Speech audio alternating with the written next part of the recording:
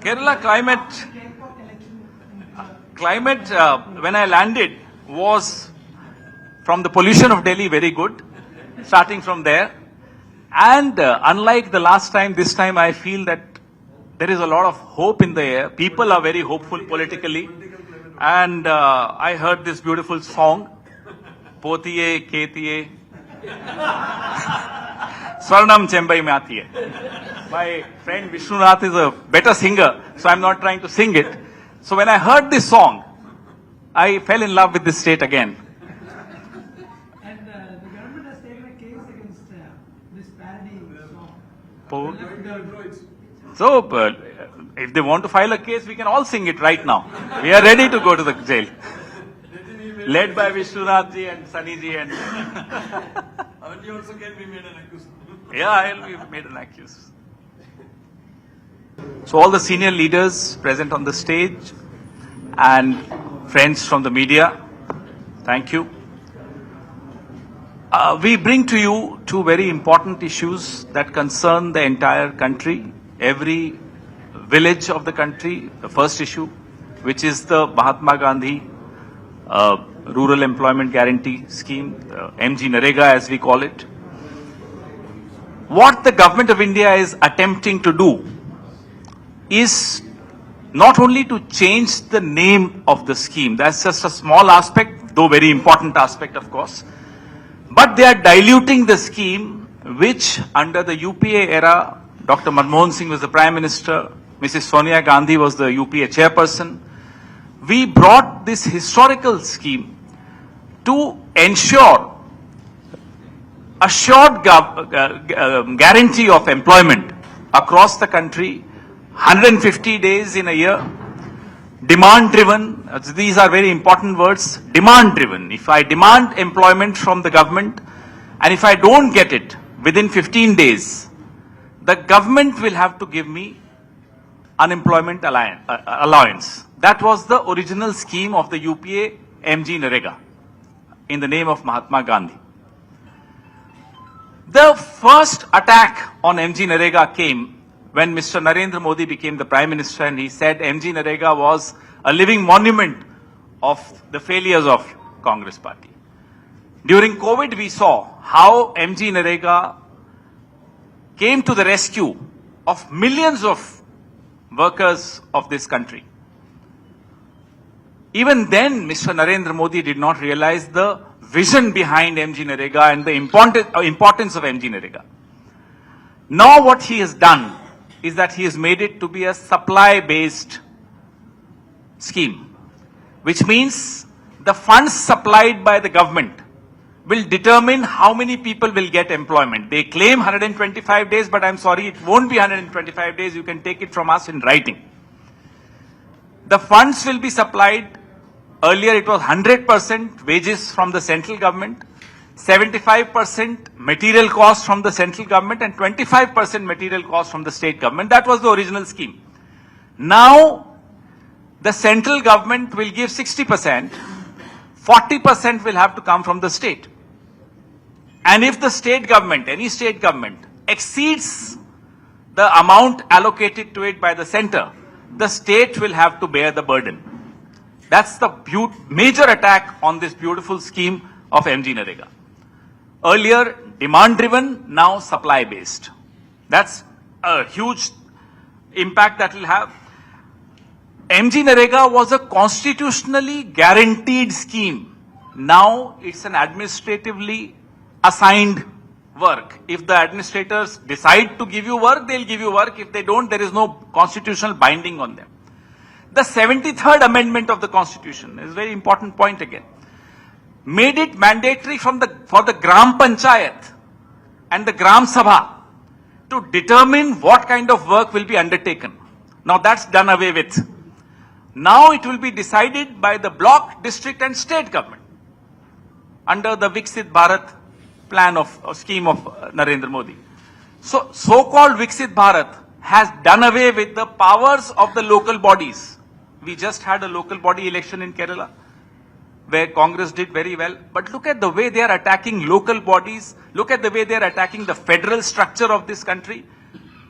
This amendment, this change in MGNREGA is a clear example of how this government is against state governments, against local bodies, against the rights of local bodies, Gram Panchayats and Gram Sabhas to determine how they want to, which kind of work do they want to undertake. These are two major points which have been done away with, which have been amended, and the scheme is completely weakened. The unemployment allowance which state governments were giving earlier will also continue to be given by the state governments. But having said that, the burden on state governments, as I said, based on material cost, also on wages, has gone up considerably, and state governments can jolly well just say that, sorry, we don't have money, because you know how the state governments are starved of their own GST share. Central government first weakens the financial health of states and then puts more burden on the states. So the intention behind this is not just to weaken the states, not just to weaken the Gram Panchayats and local bodies, but to weaken this pro-people, pro-labor, pro-working class scheme. States which are poor will not be able to shoulder the burden of this new scheme. So, Congress party, when Rajiv ji was alive, he brought the 72nd amendment.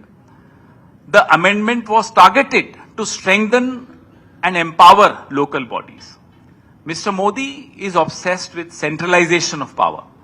Within the cabinet, within the party, within the country, within the capital, everywhere. The obsession is to centralize power, to get as much power with himself as possible.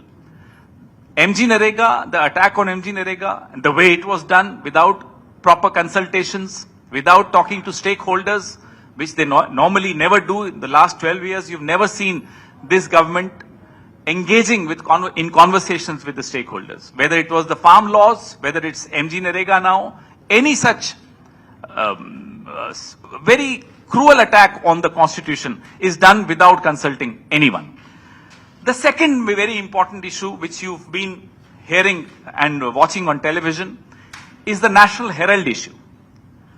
And very surprising that everything is interlinked. The attack on the name Mahatma Gandhi, the attack on the icon of independence movement, the National Herald, they all come from a mentality against the freedom struggle, against the legacy of the Congress party, the legacy of this country. The legacy of the Congress party is not just the legacy of the party, it's the legacy of every single Indian. National Herald was in the 40s banned by the British.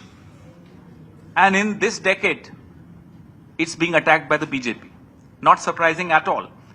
The charge against Mrs. Sonia Gandhi, Mr. Rahul Gandhi, Mr. Mallikarjun Kharge and others was that they laundered money. Now, if you come and tell me, Pawan, you've stolen something, is anything missing from your house? No. Then how have I stolen? Money laundering, the essential evidence of money laundering is that something should be missing. Not a single property, not a single brick, not a single inch of any land owned by National Herald, the AJL, the Associated Journals Limited, has been sold. Where is the money laundering? Under Section 8, which is a not-for-profit company, the Young Indian, which is a new company, which was brought in to ensure that the financial health of AJL is improved. Under a Section 8 company, no salary can be given or taken, no benefits can be given or taken. Neither Mrs. Sonia Gandhi, nor Mr. Mallikarjun Kharge, nor Mr. Rahul Gandhi have taken a single rupee. All this we have been saying for the last 12, 13 years. One Mr. Subramanian Swamy complains, it's a private citizen's complaint, the CBI throws it out, the ED throws it out, the court throws it out, yet Mr. Modi forces the ED to pursue this case, so-called case. There is no case, but yet the ED was forced to pursue the case. Well, the ED continued pursuing the case. 2 days ago, a local court of Delhi threw the ED case out in the dustbin. They said there is no money laundering. Not a single rupee has been transferred. Not a single property has been sold. Where is the offense? This judgment has exposed the real face of the BJP of Narendra Modi and Mr. Amit Shah. The misuse of agencies, which we have been talking about, this is a glaring example of how agencies were misused against political rivals, against the opposition party. You can do it. You feel free to use ED, CBI, income tax against the Gandhi family, against the Congress party. We don't mind. We are not worried. But do not attack the symbol of freedom struggle, which is the National Herald. The Constitution asks us, makes it mandatory for us to preserve these heritages. This is the heritage. National Herald is the heritage of our freedom struggle. And this heritage is being attacked by the ruling party, which is the BJP. As I said, whether it's attacking the name of Mahatma Gandhi from MGNREGA, they brought in now G. Ramji. I'm sure when they say G. Ramji, they mean G. Nathuramji. They don't mean Lord Ram. And that's what they've done with National Herald. They've tried to do with National Herald. You see in Delhi, the obsession is with changing names.